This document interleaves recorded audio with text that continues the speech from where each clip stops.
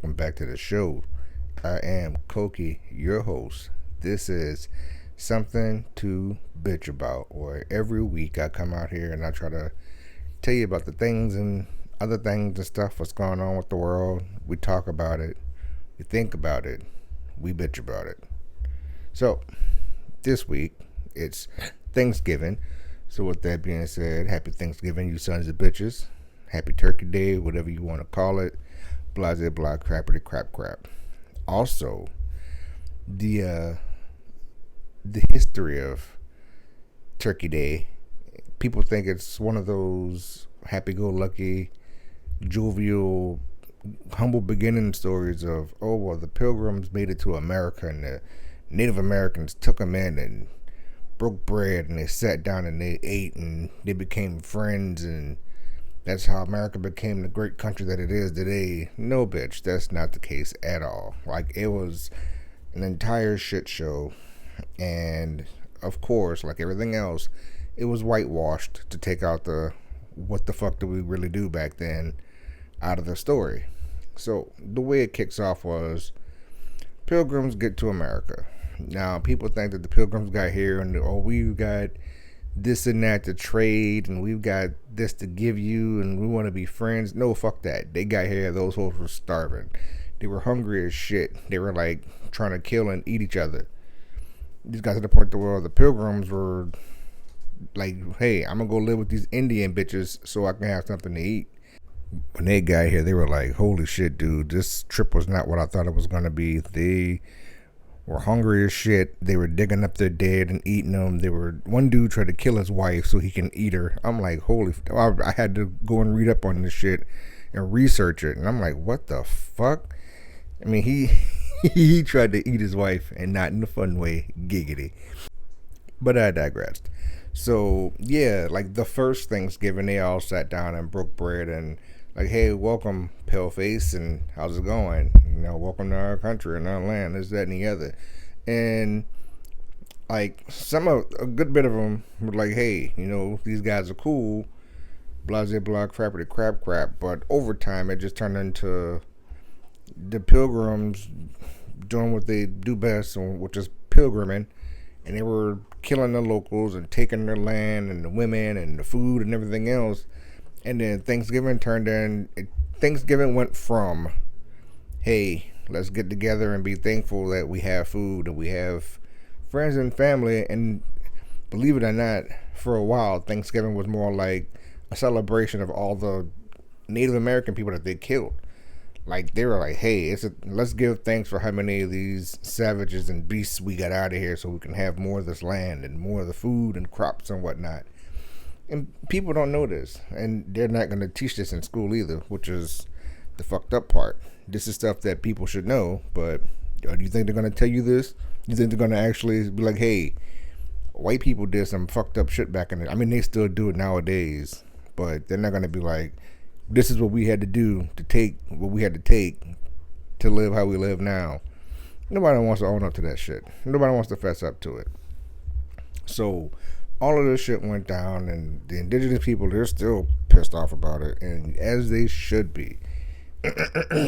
But that was like my little history lesson for Thanksgiving. But this, believe it or not, about, I want to say some 50 odd years later, because I had to look this shit up too. This led into, believe it or not, a little bit of the racisms, and I'm like, what the shit is going on here? So there's this thing called Bacon's Rebellion. Somebody told me about this. I had to look it up. This was in 1676 in Virginia. This was about 50 years after the first feast. So over the years, like, the way things were going was more Pilgrims was taking over more land, and there was less Native Americans because they were being killed off. So the rich white Pilgrims was like, hey man, I got this land and you don't. Like the lower class Caucasian people and the Negro slaves that they brought with them, believe it or not, they were kind of like on equal ground. It's like, hey, you're poor, I'm poor, you're a slave, I'm a slave. Like, fuck, bro, we're stuck here. So then the slaves slash indentured workers, because you can't call them slaves anymore. They was like, fuck this, I'm sick of the system. Let's burn this shit to the ground, bitch. So they went off and they started like a whole rebellion. They wanted to just like overthrow the government. They wanted the government to wage war against the Native American people to open up more land. And people was like, no, fuck that. Let's just leave these motherfuckers alone. Let them do their thing, and we'll do our thing. But the poor white people and the slaves, they felt like the wealthy was like, this is bullshit. And these greedy sons of bitches, they already got all of this shit. Do they really need more? Doesn't that sound familiar? It's almost like history's repeating themselves. So the slaves was like, look, fuck y'all, fuck this. Let's just go ahead and form a whole coalition full of poor white people and slaves and indentured servants, which was like motherfuckers. It was just the poor white people, servants and slaves. They formed like a whole ass militia to overthrow just to like fuck stuff up. They went to Jamestown. They tore that bitch up. They burned it to the ground. They motherfucking was like, listen up, bitch. You gonna stop being so greedy and stop fucking taking all of this shit, bitch. And I was like, you know what? I can fuck with that nowadays. Like, this is what I like to see. I mean, right there, hey, I don't give a fuck about your color. Bitch, you broke. Bitch, I'm broke. Let's go ahead and motherfucking let's shake the system. You hear me? Let's go ahead and burn this bitch down. Let's shift in the turbo. I can't think of nothing else, but if I do, I'll throw it in this motherfucker later. I'll tell you that right now. But with humanity slightly restored after reading this, it slightly went right back out the fucking window because of all of this that went down. The rich white people was like, look, dude, these slaves and these servants, these motherfuckers are, they literally have nothing to fucking lose. We can't keep living like this because these motherfuckers they're brutal. They're crazy. So the richies, the haves, got the white have-nots together, and it was like, hey, let's talk a little bit. So you know what the fuck you want to talk about? So the rich white people told the poor white people, we'll give you a little bit more freedom and a little bit more money and a little bit more this, that, and the other, but you have to stop burning shit and stop fucking everything up, and you can't tell the blacks. So they're like, no, that's fucked up.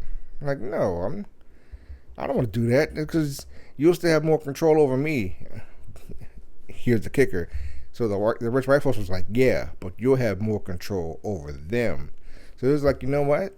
Fuck it, I'll take what I can get. And that right there was the whole beginning of a racial hierarchy. So that kicked off the whole I'm white and you're black.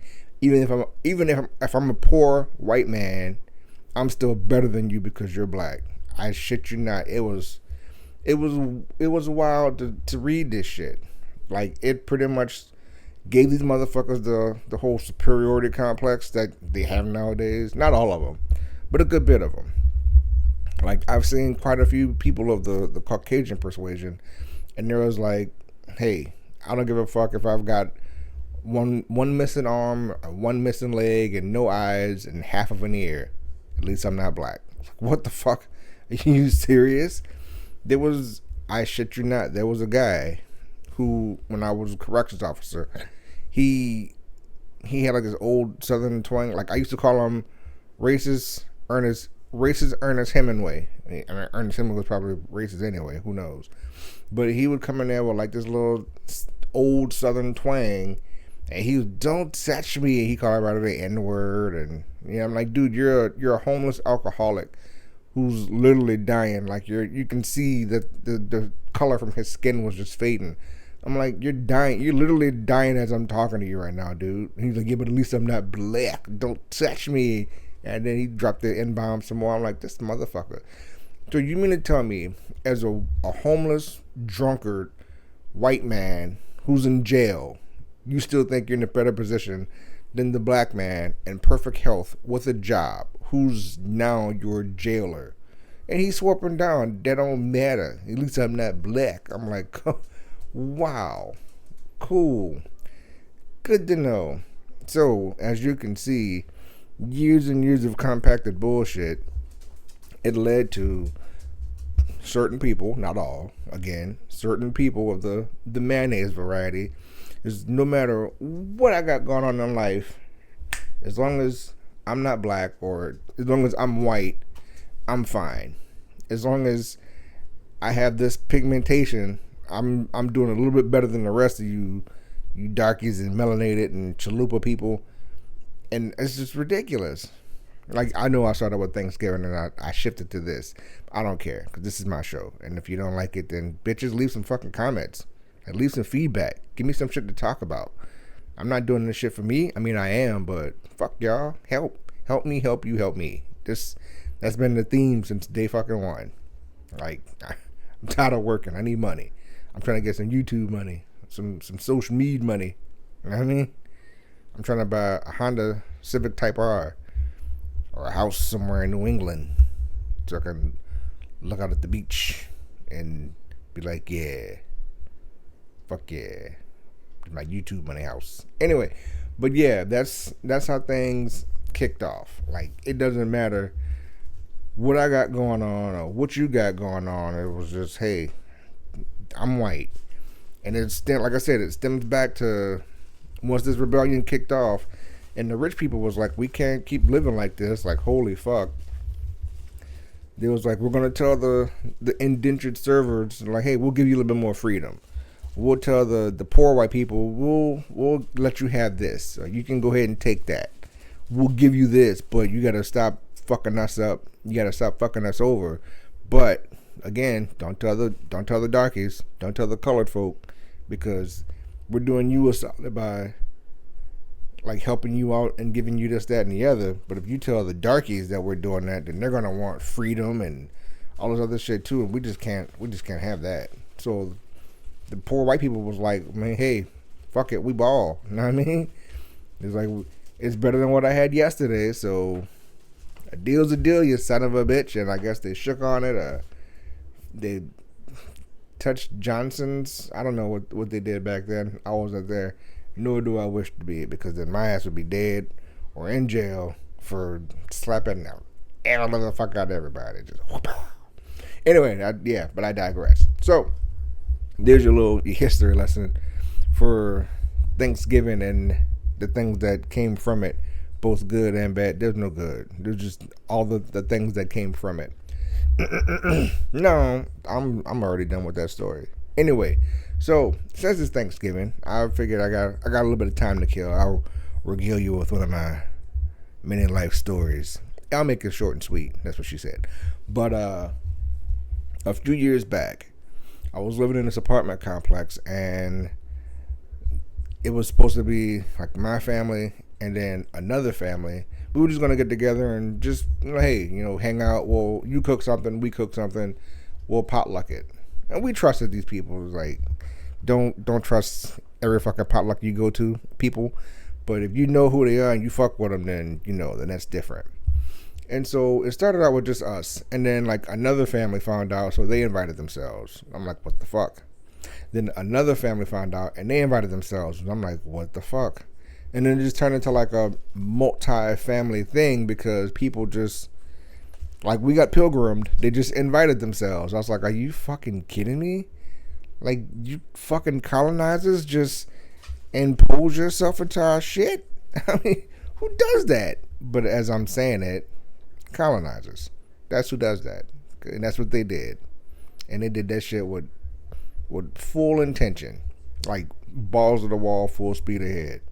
So, it turned into, instead of just like, I want to say 7 of us, it turned into like 27 of us. I was like, you got to be fucking kidding me. Because one of the families, the bitch was pregnant, and then she decided, oh, well, since I'm pregnant and we're all going to be here anyway, let me invite even more people, because I'll use this time to announce my pregnancy. I'm like, are you fucking kidding me? So now this is just like a snowball. It's a snowball going downhill. This shit's just getting thicker and thicker. I'm like, this is not what the fuck I signed up for. So there's people who I don't fucking know who didn't contribute to the food, but these motherfuckers are there. When's the food going to be done? Bitch, you didn't put in on this. What? And I mean, it was cold. It was cold as shit already. Like, it's rare for it to be that cold at the end of November down here in the South, which is also unfortunate because I'm tired of sweating my ass off at the end of November here in the South. But it's a thing. So it was actually pretty fucking nippy outside.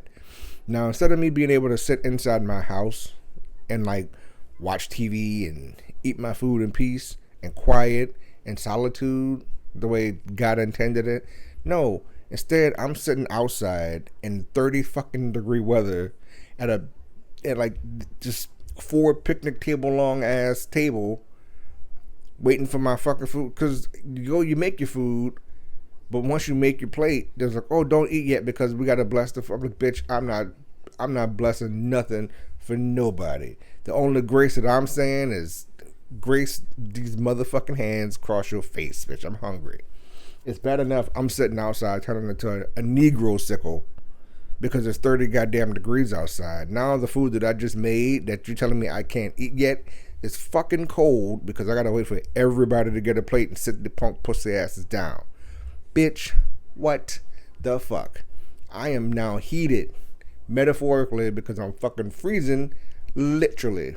I'm physically cold. I'm fucking shivering.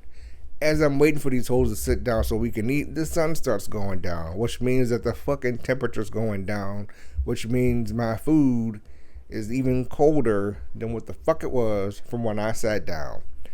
Bitch, when I say I was mad, I was, again, metaphorically heated because I was literally freezing my tits off. I was like, this is bullshit.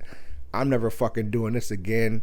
Next year, if you punk pussy bitches say anything about collaborating or potlucking or anything, I'm walking clean the fuck away from you and I will leave you sitting there by your fucking self. Don't ask me to do this shit. I'm not joining in nothing. I'm not bringing nothing. I'm not showing up for nothing. Fuck your face and everything inside your face. But that's not even the worst part. Or the best. The best part was when I got the fucking leaving when I was back home. The worst part was the bitch who hijacked our friend's giving, who wasn't even invited to fucking begin with, and turned her shit into a baby shower. The people that she brought, they didn't bring anything. They didn't bring like fucking chips or paper plates or cups. But you could have brought like some cheap ass chips from the Dollar Tree. I would have been, you know what, God damn it, you brought something. You made a fucking effort. And that right there would be appreciated. But she didn't even fucking do that. So it was this bitch. I don't even know who she was. It was just, she was of the Caucasian persuasion. She was a little bit of a ginger snap. She was sitting across from me with her two badass kids who couldn't keep still and couldn't keep fucking quiet.